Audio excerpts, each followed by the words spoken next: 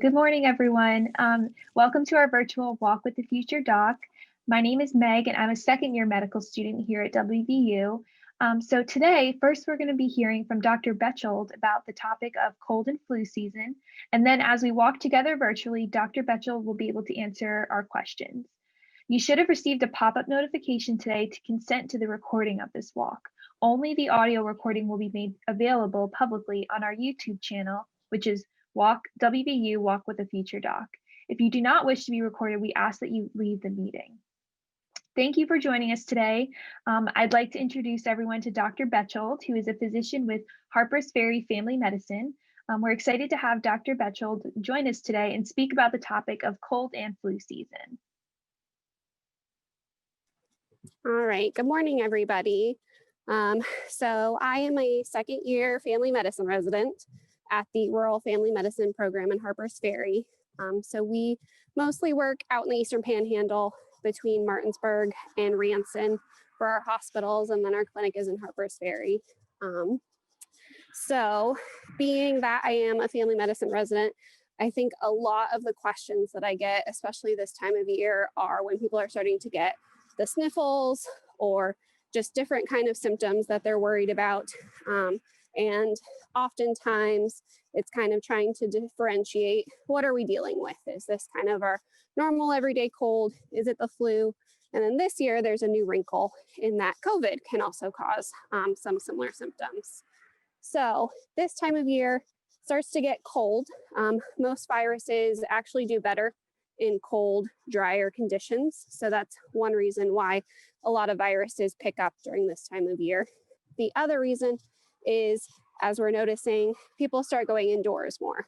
So when people are together more often, it just makes it more likely that different diseases like viruses can spread. Again, this year, there's kind of a caveat of we are hoping that people are more vigilant about helping to prevent these things with hand hygiene, wearing masks, trying to stay away from people when they're not feeling well. So that may work in our favor this year in terms of keeping down cases of flu. So what is a cold? A cold is, by our definition, generally an acute upper respiratory infection caused by a virus.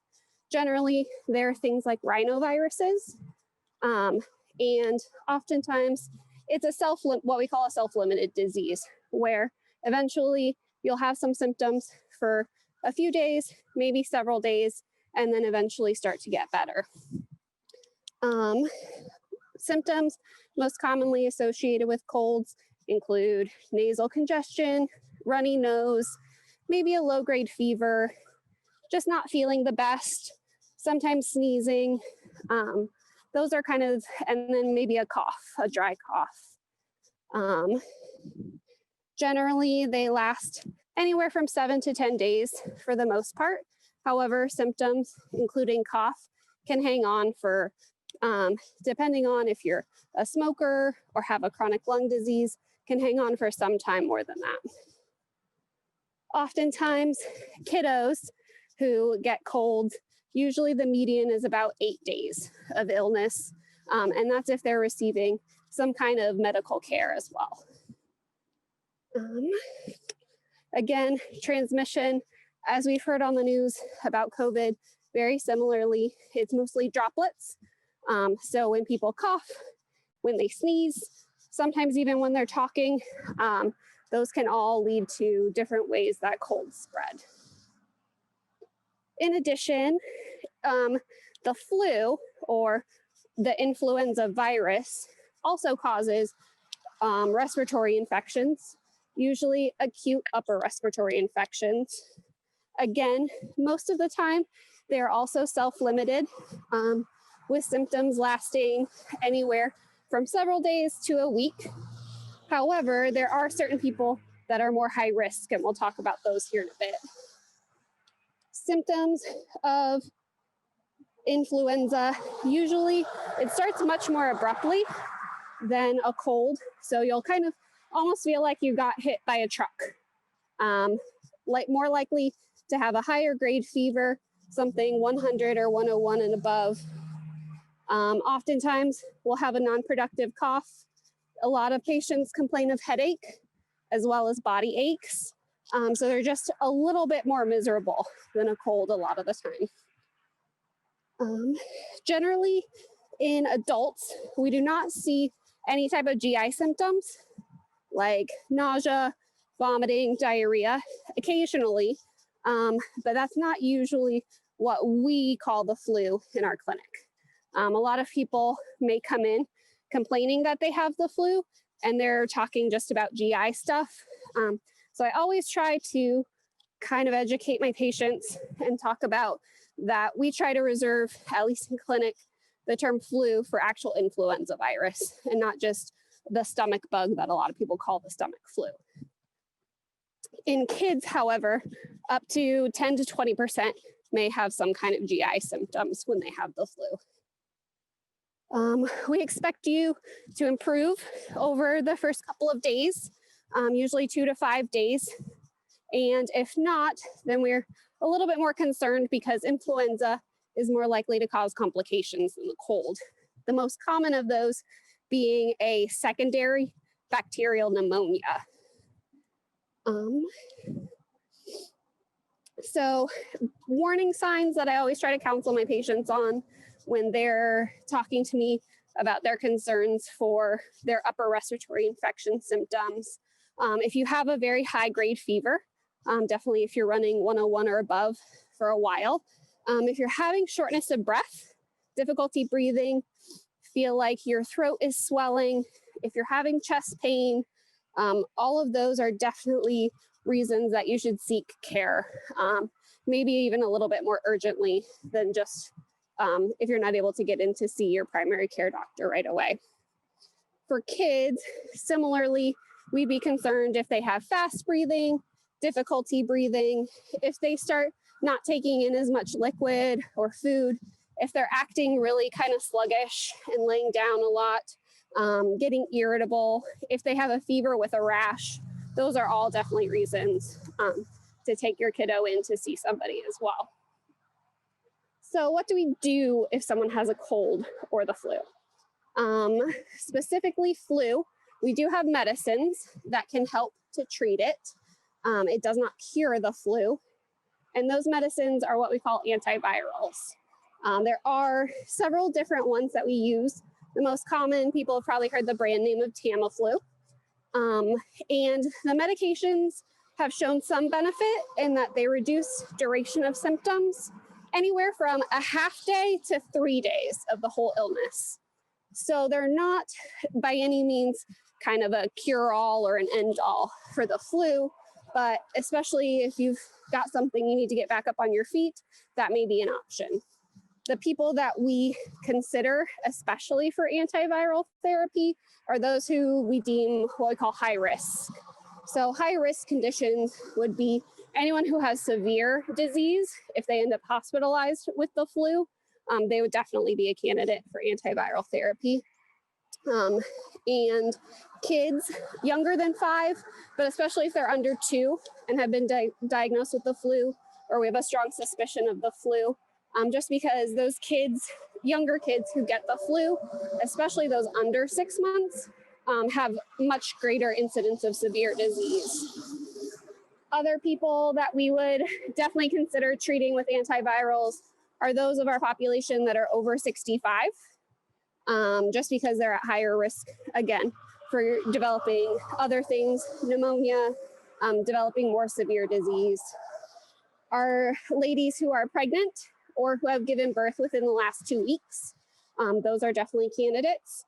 And then people with conditions, chronic lung conditions, so COPD, cystic fibrosis, asthma, people with heart disease, people with diabetes, anybody who's immunocompromised, whether that is from things like HIV, cancer, even people who are on medications that suppress the immune system, chemotherapy, radiation, long-term steroid use. Those are all people we would want to help protect as well.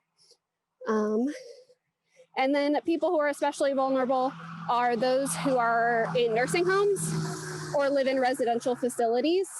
just because they are more likely, it's easier to spread. And they're generally because they're there for a reason.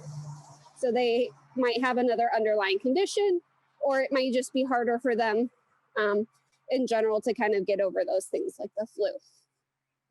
So we definitely treat those high risk groups if it's suspected or confirmed influenza, regardless of how long they've had it. So if someone comes into the office, they end up testing positive for the flu, they may have had symptoms for 3 days, but they're high risk.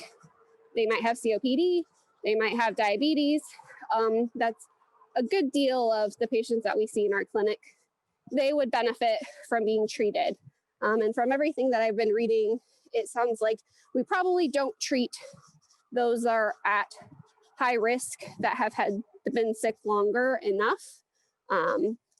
However, people who are not high risk, when would we give antivirals?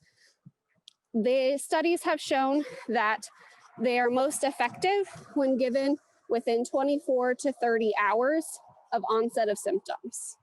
So people would need to recognize that they're not feeling well and be able to either be in to be evaluated or call their doctor pretty quickly in order to get like a prescription sent over so they can start therapy. So for those who are not high risk in our office, if we strongly suspect or if they are confirmed to have influenza and they've had symptoms for less than 48 hours, we would be able to treat them as well.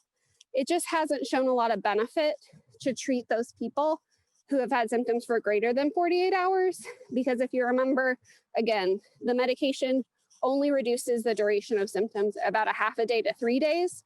So if your illness is going to last about 5 to 7 days and we don't treat you till the 3rd day, then you're probably not getting a lot of benefit from the antiviral. Other people that we would consider treating that aren't necessarily in our high group or a high risk group would be symptomatic patients who come into our clinic and they may live with people who are high risk at home, or healthcare workers who are symptomatic with suspected or confirmed influenza that also treat high-risk patients. So especially those like working in nursing homes or working in our hospitals where we have a lot of sick people, they may benefit as well.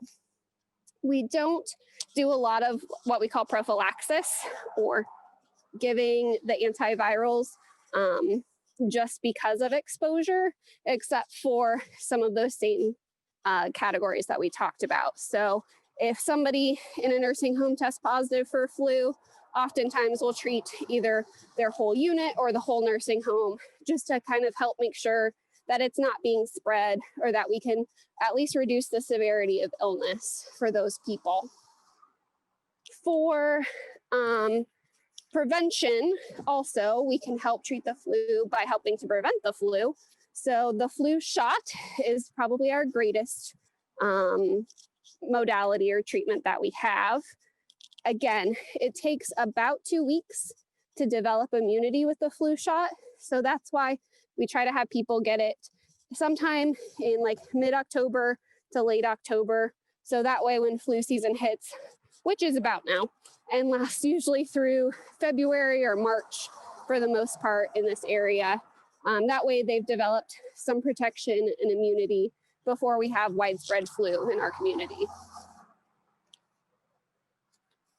So to treat a cold, what do we do? A lot of people will ask for antibiotics because they think if they have an infection, that antibiotics will help. And a lot of times that may be the case. However, again, like we talked about with a cold, they're viruses, generally a rhinovirus. And antibiotics just aren't going to do anything to help treat or cure a cold. So we try to counsel my patients as much as I can about why I wouldn't give them antibiotics, what kind of things I would be concerned about that I may use to treat antibiotics, in terms of they may develop a secondary bacterial sinusitis or those kinds of things, or the patients who may go on to develop a pneumonia after influenza. And then especially in kids, we try not to use any over-the-counter cold medicines before the age of 4. It's just shown that there's higher risk than benefit in that category. So for kiddos, what can we do? We use nasal saline irrigation that can help with some of the runny nose, some of the congestion, and just kind of help to keep their airways open a little bit.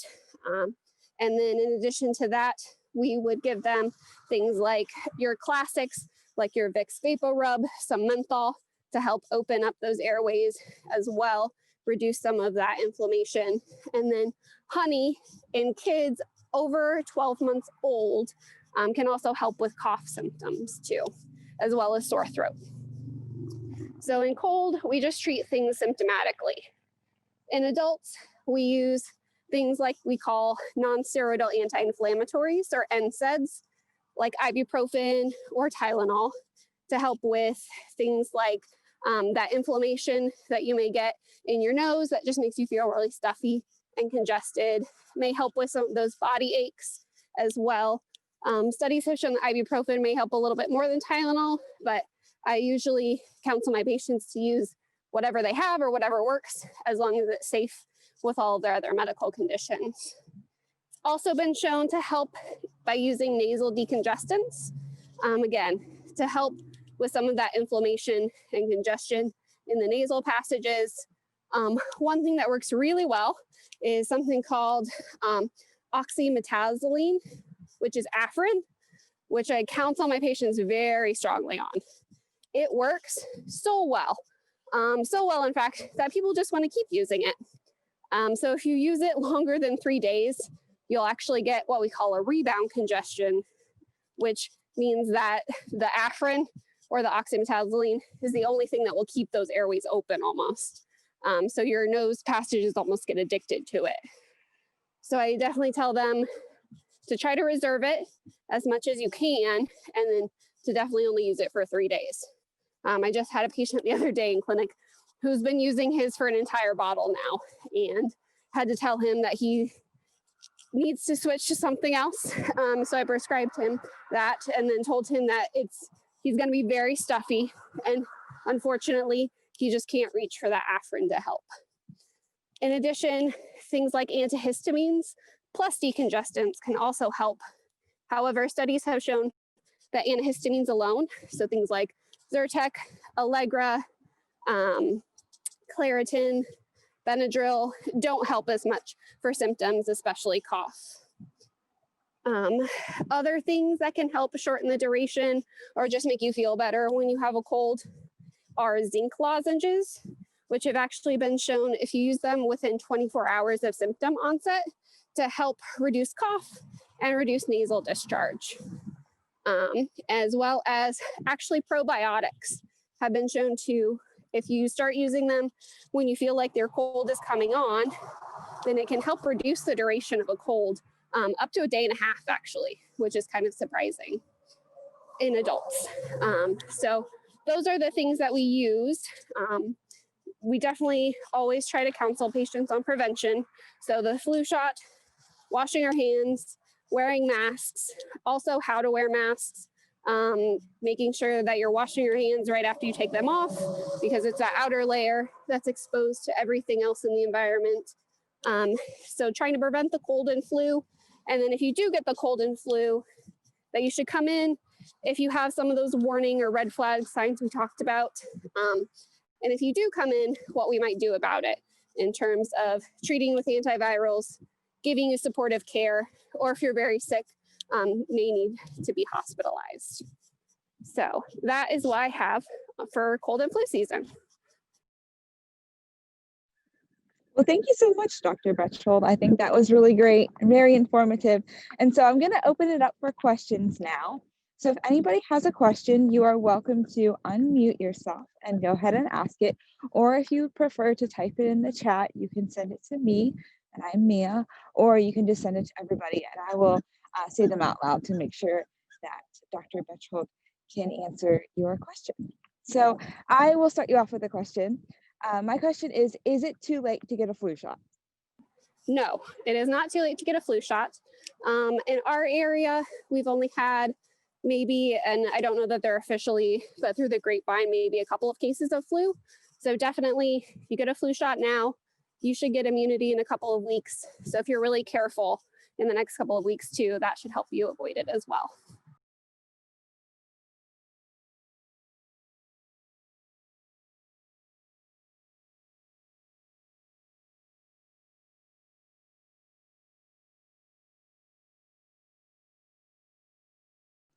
Hey, Dana.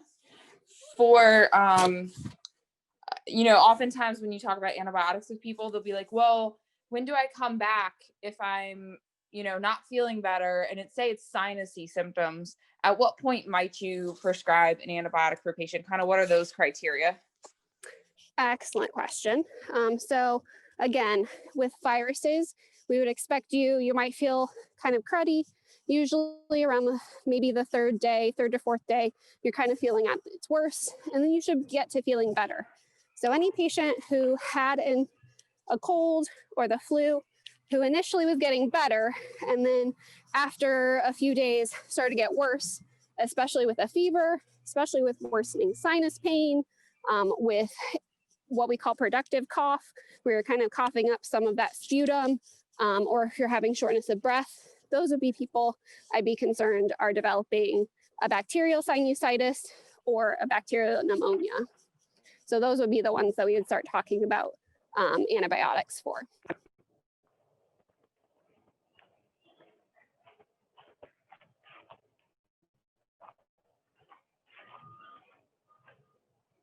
Could you talk a little bit more about complications of pneumonia coming from the flu?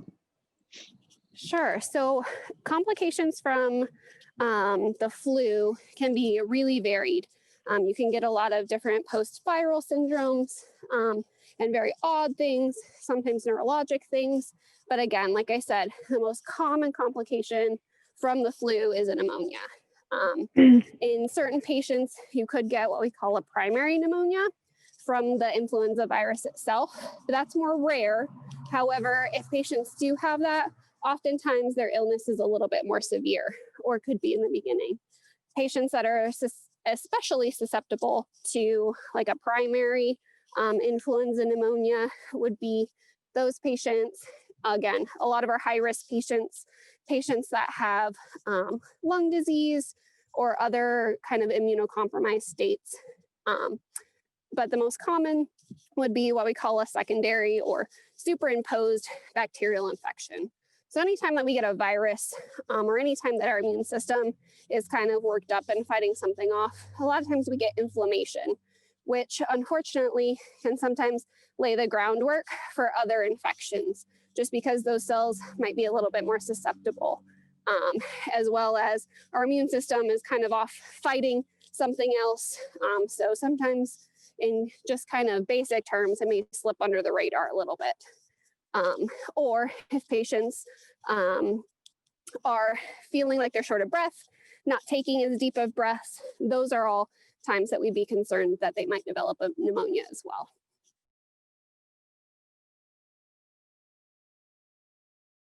I have a question. Are there any certain foods or teas or anything that you recommend people to use in the flu season time?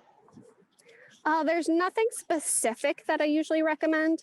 Again, before you get sick, if you kind of tank up on vitamin C, some studies have shown that may help you prevent you from getting sick. Things with zinc in them can help with symptoms and the duration of illness. But anything usually that is just kind of like warm and soothing on the throat, if that helps patients with sore throat, helps patients with cough. So most of the time, I'm okay with them using anything like that. I will caution them often on things with too much caffeine. Luckily, tea isn't usually as much the culprit, but just whenever patients are sick or if I'm concerned that they're not taking in enough fluids, just want to make sure that they're not way overdoing it on that either.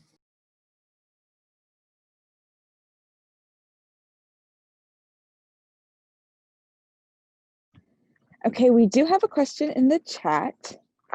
and it's pertaining to those over 70.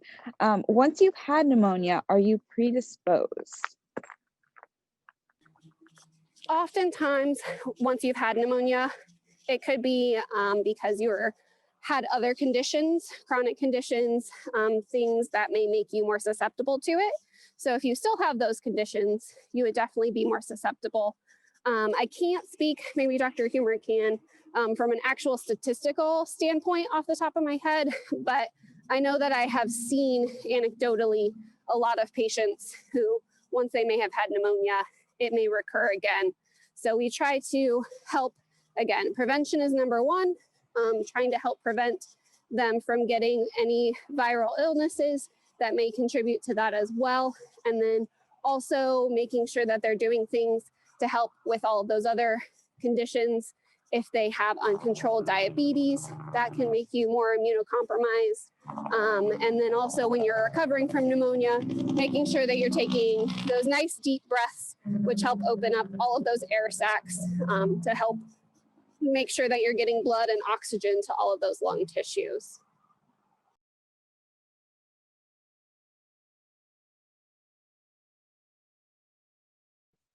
Okay, and then one more question.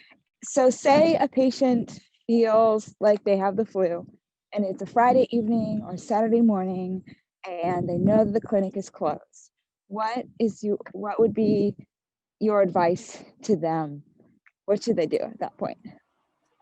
If they feel like they have the flu, especially if they've been exposed, and so we're more concerned about it, and if they are at high risk, any of those things we talked about, if they live with high risk people or if they work with high risk people, I'd be more kind of apt to urge them to be evaluated, whether that's urgent care. Hopefully they would be open.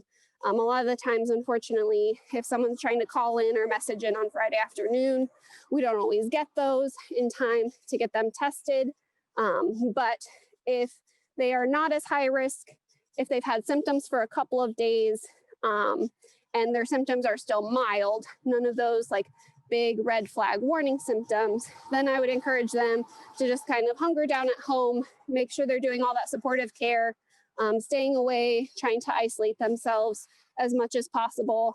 Because again, if they're not in a high risk group, not exposed to people who are high risk, if they've had symptoms greater than 48 hours, it's unlikely that that would change my management in terms of antiviral therapy.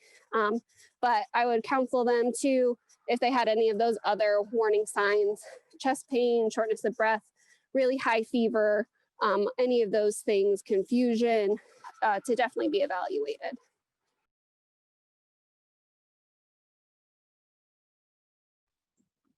Okay, thank you.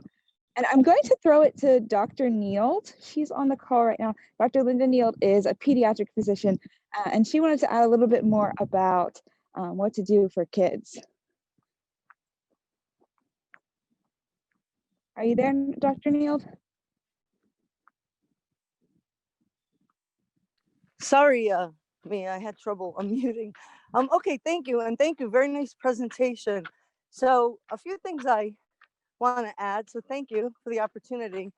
One is the question about foods. A few years ago, I had done a grand rounds on the treatment of the common cold. It was called treatment of common cold, not so common, because even though it's a common condition, it gets treated all kinds of ways. And often in our pediatrics clinic, we'll have kids come in that got antibiotics when really they shouldn't have. And so it's important to talk with your parents about when to seek care, when it's more likely that it may be a secondary bacterial infection and so forth.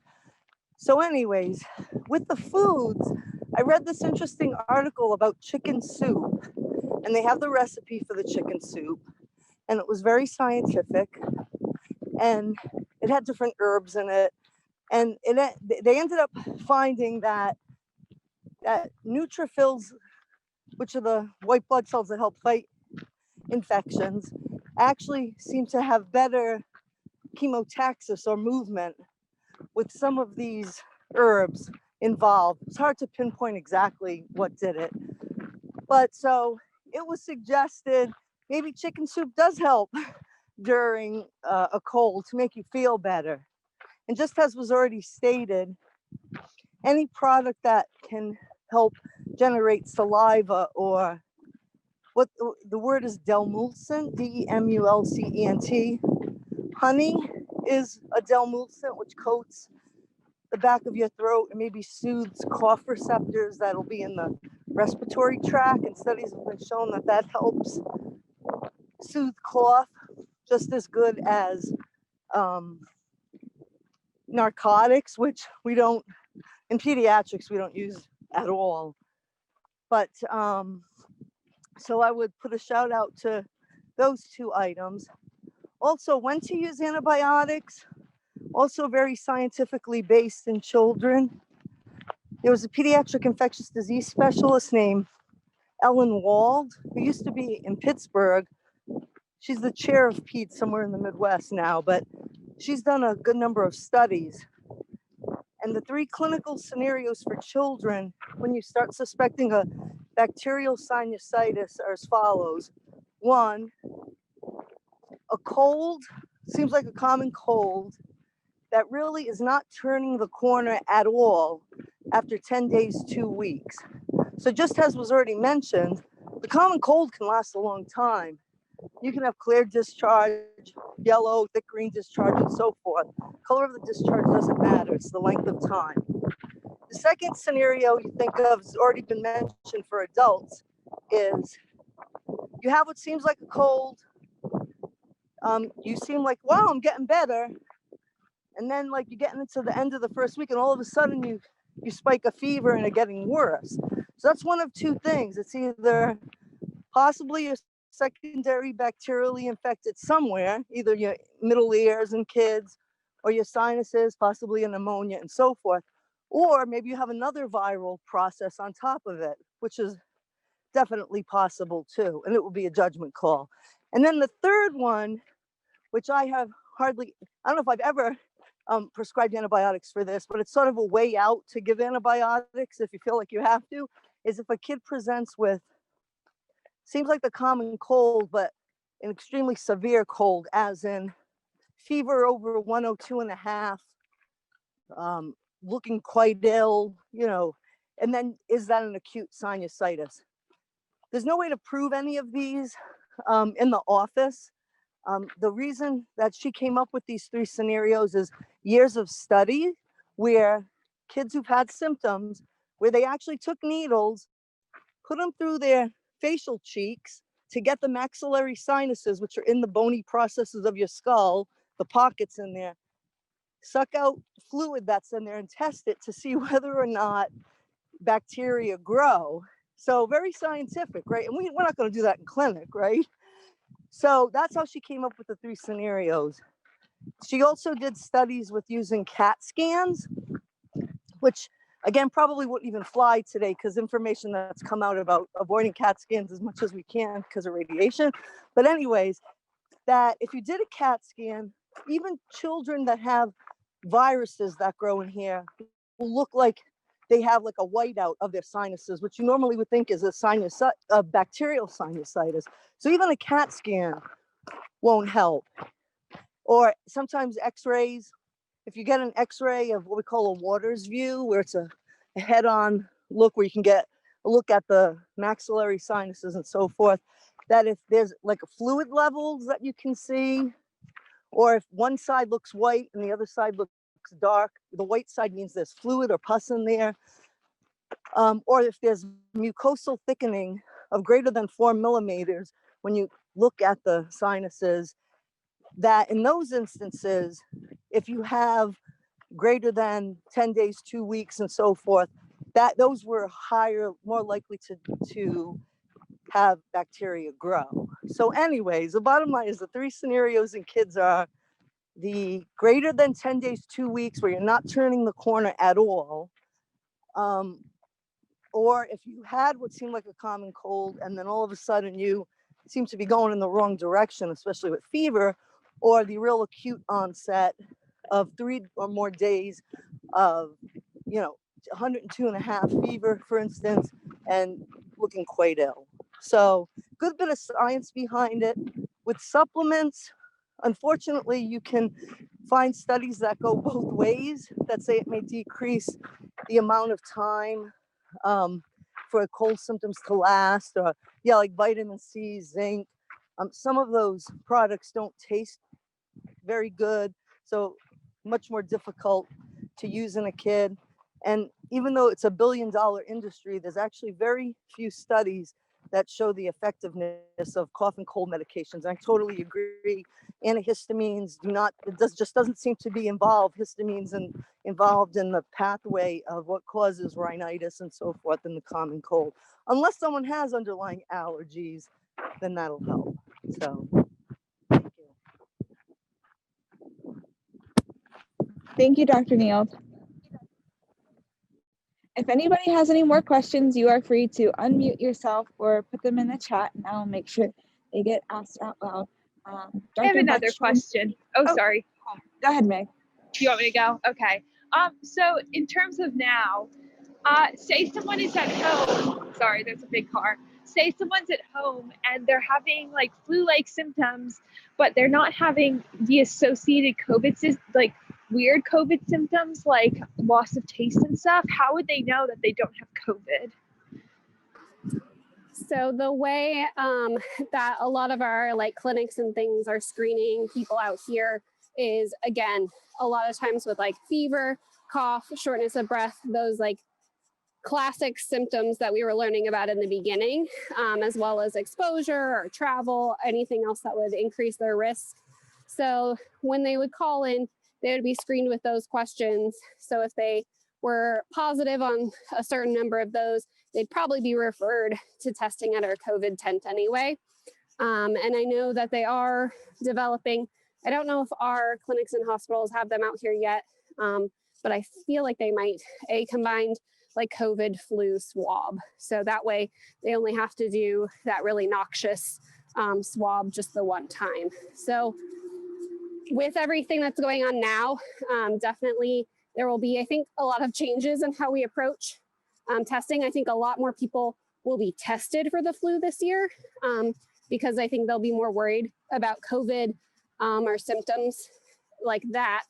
And so I'm kind of on the fence of whether we will see less flu this year because people are wearing masks and washing their hands, or if we may actually see more or have a typical flu season because more people might be getting tested.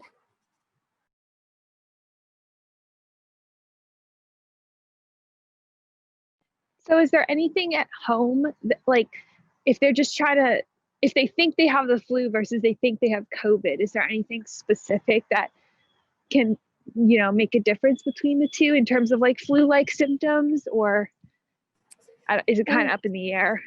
Yeah, I don't know that there's anything definite, at least not that I have seen recently, but it'd be a lot of the same things. Making sure that they're using really good hygiene at home so that they try to reduce risk to everybody else, trying to stay away from people out in the community, and then all of the supportive care things. That's what we do for a lot of our outpatients that may test positive for COVID that don't need to be hospitalized if they have more mild or moderate symptoms. So it would be a lot of the same. Obviously, we don't have enough time to have a lot of evidence for which supportive measures may be more helpful in COVID versus flu. But a lot of the things that I've mentioned, even if they aren't for sure slam dunk going to reduce symptoms or duration, they've at least been shown that they're pretty safe. So I encourage people, or if they tell me something that their mom always used to do or something that they've read about, if it sounds safe, if I can't find any contraindication that they shouldn't do it, then I figure patients should try what may make them feel better, as long as it doesn't cause them any more risk.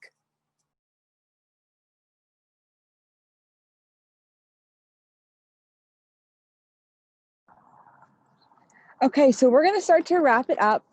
Dr. Bechtold, could you give us, there's a car, if you could tell people like 3 things to take away from your talk today, what would those be to wrap this up?